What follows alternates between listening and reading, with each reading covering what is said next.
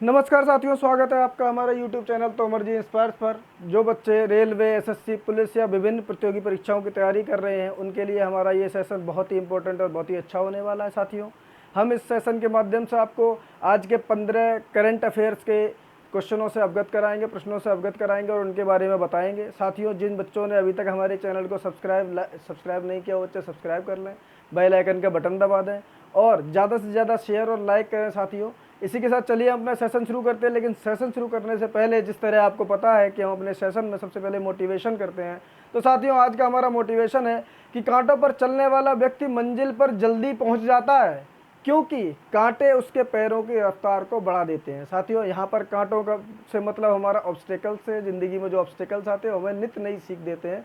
एक जो ऑब्स्टेकल आएगा उससे हम आगे बढ़ने का नया रास्ता जरूर खोज निकालते हैं। चलिए साथियों, इसी के साथ आज का अपना सेशन स्टार्ट करते हैं।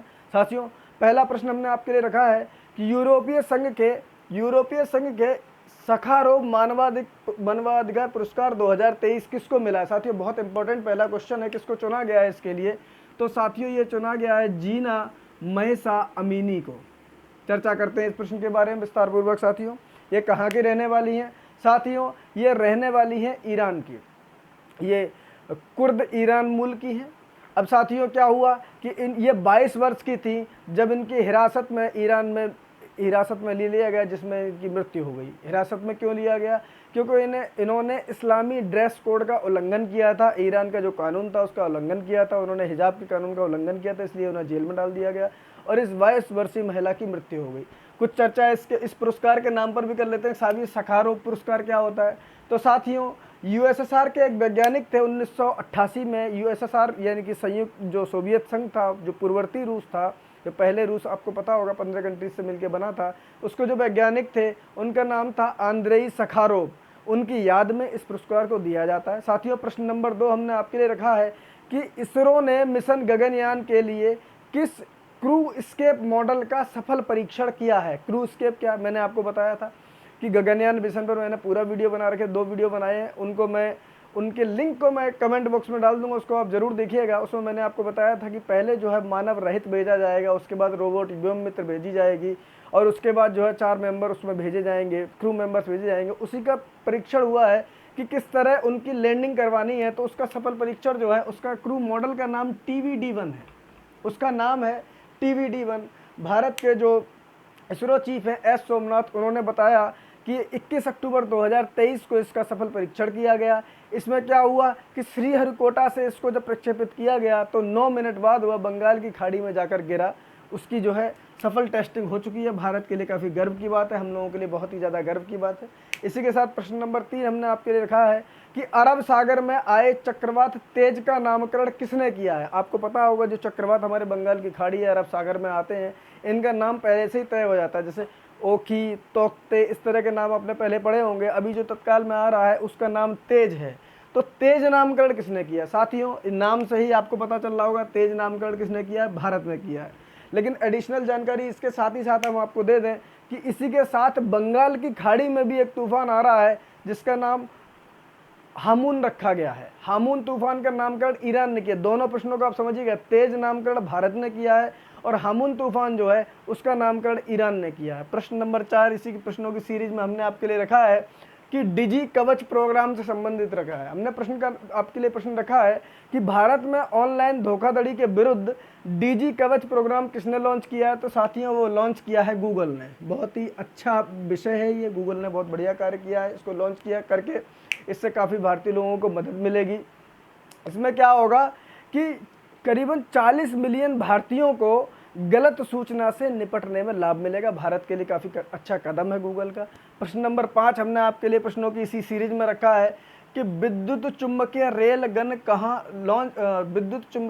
गन लॉन्च करने वाला पहला देश कौन बना है। साथियों, जो अपतटीय पोत से, अब देखिए यहाँ पर पोत, यहाँ समुद्री जहाज और अपतटीय पोत से इसको लॉन्च करने वाला, इस गन को लॉन्च करने वाला देश जापान बन गया है। साथियों, क्या है ये जो लॉन्च गन रहेगी, इसकी गति जो है 7 मैक की है। अब मैक क्या होता है? आवाज़ की गति को मैक के बराबर माना जाता है। इसकी गति 7 मैक की है। इसका मतलब ये हुआ कि ये जो है आवाज़ से 7 गुना तेज गति से चलता है। और साथियों, कमाल की बात यह है कि इसकी जो है शूट करने की जो गोली दागने की गति है वो 2230 मीटर प्रति सेकंड है। आप सोच के देखिए, 1 सेकंड में 2230 मीटर की गन को ये फायर कर सकती है। इसकी सहायता से ये जहाज, विमान, मिसाइल, हाइपरसोनिक क्रूज मिसाइल और हाइपरसोनिक बैलिस्टिक मिसाइलों को भी रोक सकता है। कभी सेशन को जब हाइपरसोनिक क्रूज और बैलिस्टिक का अंतर कभी मिसाइलों को आपको समझाएंगे, इसका वीडियो बनाएंगे, तब इसके बारे में ज़्यादा जानकारी ले पाएंगे। कहने का तात्पर्य ये है कि जापान जो देश है उसने इस तरह की गन बना ली है कि अपनी सीमाओं को वो सुरक्षित कर सके।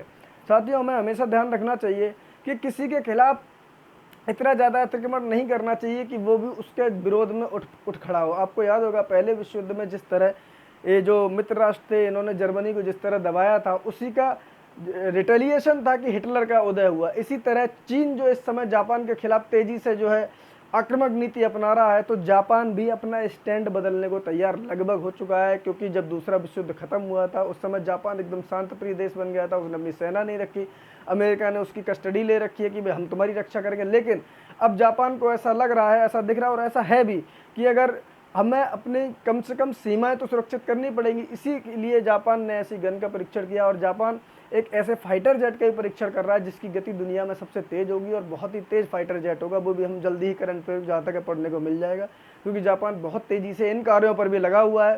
साथियों, प्रश्नों की इसी कड़ी में अब जो प्रश्न आपको इस तरह लिखा रहा हूँ उनका पूरा सार मैंने व्हाइट बोर्ड पर दिया हुआ है, आप चाहे तो उसका स्क्रीनशॉट ले सकते हैं। और जो बीच बीच में मैं एडिशनल जानकारी दे रहा हूँ उसको आप डायरी और पेन तैयार रख के उसको लिखते चलें। ये काफ़ी आपकी प्रतियोगी परीक्षाओं के लिए बहुत ही ज़्यादा इंपॉर्टेंट है। प्रश्न नंबर 6 हमने इसी के लिए आपकी इस सीरीज में रखा है कि यूके स्मार्ट जिला परियोजना कहाँ लॉन्च की गई है। यूके ने स्मार्ट जिला परियोजना कहाँ लॉन्च की है, तो साथियों वो लॉन्च की है तमिलनाडु में। ये जलवायु के लिए नवाचार के तहत यूके की सरकार और तमिलनाडु की सरकार के बीच में पैक्ट हुआ है, ये इन्होंने तमिलनाडु में लॉन्च किया है। साथियों, प्रश्न नंबर 7 हमने आपके लिए रखा है कि श्रद्धांजलि फ्लाईओवर का उद्घाटन कहाँ पर हुआ है। श्रद्धांजलि फ्लाईओवर का उद्घाटन साथियों असम में हुआ है। वहाँ के जो मुख्यमंत्री हैं हेमंत बिस्वा शर्मा, उन्होंने इसका उद्घाटन किया है। साथियों, इसके लिए एडिशनल जानकारी आपको दे दें कि यह फ्लाईओवर मात्र 60 दिनों में बनके पूरा हुआ है। सीएम जो इस समय हेमंत बिस्वा शर्मा, उन्होंने इसका उद्घाटन किया है। ये लगभग 2.28 किलोमीटर लंबा है और इसको बनाने में 316 करोड़ रुपए का बजट लगा है। इस तरह के जो क्वेश्चन आते हैं, इस तरह की जो चीज़ें हम देखने को मिलती हैं कि हमारे देश में इस तरह के तेज से जो विकास कार्य हो रहे हैं, उनमें हमें देखना चाहिए कि हमारा देश को लोग कैसे पहले हे दृष्टि से देखा करते थे कि भाई भारत वाले हैं, कि भाई इस तरीके से या उस तरीके से कार्य इनके काफ़ी धीमे रहते हैं। लेकिन अब अगर आप देखेंगे कि भारत की केंद्र सरकार ही नहीं, राज्य सरकार अब किसी भी पार्टी की, वो काफ़ी तेज़ी से विकास कार्यों में आगे बढ़ रही है, जो भारत के लिए काफ़ी गौरवान्वित करने वाली बात है, काफ़ी अच्छी बात है। प्रश्नों की इसी सीरीज में हमने 8वां प्रश्न आपके लिए रखा है कि मिशन महिला सारथी का शुभारंभ कहाँ पर हुआ है, उसकी शुरुआत कहाँ पर हुई है।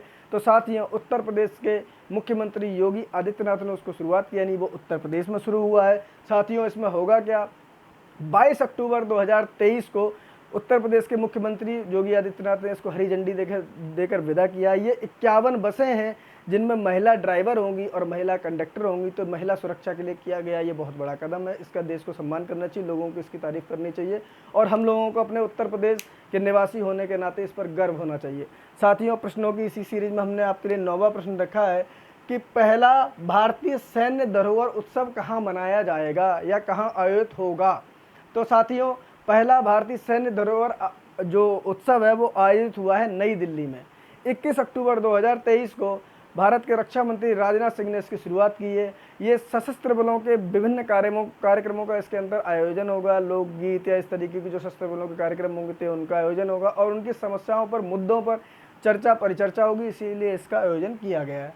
प्रश्नों की इसी सीरीज में साथियों हमने आपके लिए प्रश्न नंबर 10 रखा है कि एंथोरियम महोत्सव कहाँ पर शुरू किया गया है। साथियों, एंथोरियम महोत्सव कहाँ शुरू हुआ है, तो ये शुरू हुआ है साथियों मिजोरम में। ये किससे संबंधित है, चलिए इसके बारे में एडिशनल जानकारी लेते हैं, बताते हैं आपको। ये जो एंथोरियम महोत्सव है ये 20 से 21 अक्टूबर तक चलेगा और ये टूरिज्म के लिए किए जाने वाला उत्सव है। पहली बार ये 2006 में मनाया गया था, तब से लगातार मनाया जा रहा है। आपको अच्छी तरह मालूम होगा कि मिजोरम जो है टूरिज्म के रूप में अपने आप को विकसित करने में काफ़ी तेज़ी से लगा हुआ है। तो इस तरह के उत्सव मिजोरम में किए जा रहे हैं। प्रश्नों की इसी सीरीज में हमने आपके लिए 11वां प्रश्न रखा है कि हार्वर्ड लॉ स्कूल ने वैश्विक नेतृत्व के लिए किसे पुरस्कार वैश्विक नेतृत्व पुरस्कार प्रदान किया है। तो साथी वो हैं DY चंद्रचूड़। कई बार हम इनका जो महोदय हमारे CGI हैं उनका हम नाम है DY चंद्रचूड़। तो साथियों DY चंद्रचूड़ जो इनका नाम है, इनका पूरा नाम है धनंजय यशवंत चंद्रचूड़। ये भारत के 50वें CGI हैं। एडिशनल जानकारी में आपको बता दूं कि ये 10 नवंबर 2024 को सेवानिवृत्त हो जाएंगे। साथियों अगला प्रश्नों की इसी सीरीज में हमने रखा है आपके लिए कि हांगजो पैरालंपिक खेलों के ध्वजवाहक कौन है।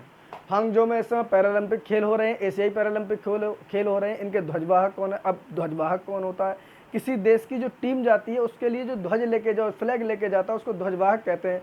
तो साथियों ये 2 लोग गए हैं, पारुल परमार और अमित सरोहा। अब आपको ये ध्यान रखना होगा कि पेपर में अगर प्रश्न आता है तो ऐसा भी हो सकता है कि दोनों का नाम दिया हो, ऐसा भी हो सकता है कि एक का नाम दिया हो। तो आपको ये दोनों नाम याद रखने हैं, पारुल परमार और अमित सरोहा। दोनों नाम अगर दिए होंगे तो उसमें एक ऑप्शन होगा A और B दोनों। तो साथियों आपको A और B दोनों को टिक करना पड़ेगा। अब ये हांगजो में जो है पैरालंपिक खेल कब तक चलेंगे, ऐसे ही पैरालंपिक खेल। तो साथियों ये 22 अक्टूबर से 28 अक्टूबर 2023 तक चलेंगे। भारतीय एथलीट 313 एथलीटों का दल वहाँ पर गया हुआ है। एडिशनल जानकारी आप लिख लीजिए। और एक शुभंकर के बारे में मैंने बात की थी कि कोई भी इस तरीके की प्रतियोगिता होती है तो उसका कोई ना कोई शुभंकर जरूर होता है। तो चीन का जो फेई पक्षी है वो इसका शुभंकर है, आप याद कर लेना। फेई पक्षी चीन का जो है वो इसका शुभंकर है। प्रश्नों की इसी सीरीज में हमने आपके लिए अगला प्रश्न रखा है कि भारतीय सेना और मलेशिया की सेना ने संयुक्त युद्धाभ्यास शुरू किया है, उसका नाम क्या है। साथियों उस युद्धाभ्यास का नाम है हरिमो शक्ति अभ्यास। हरिमो शक्ति अभ्यास याद कर लीजिएगा, इंपॉर्टेंट है, आ सकता है पेपर में ये क्वेश्चन आपके लिए। कब से कब तक चलेगा, तो ये शुरू हुआ है 23 अक्टूबर 2023 को।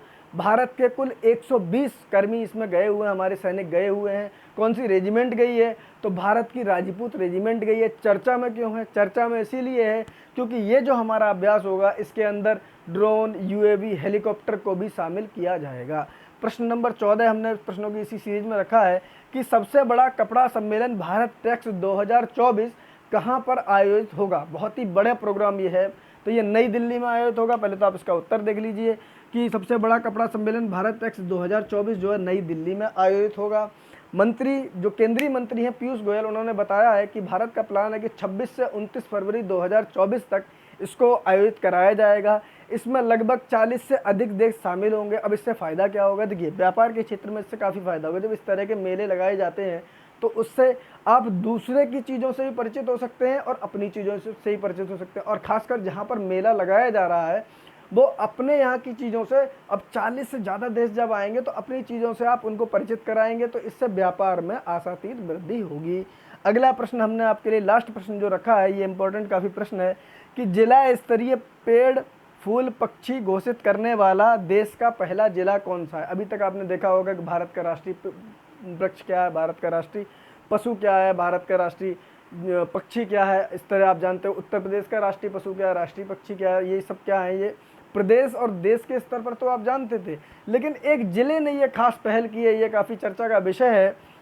तो साथियों उस जिले का नाम है कासरगोड।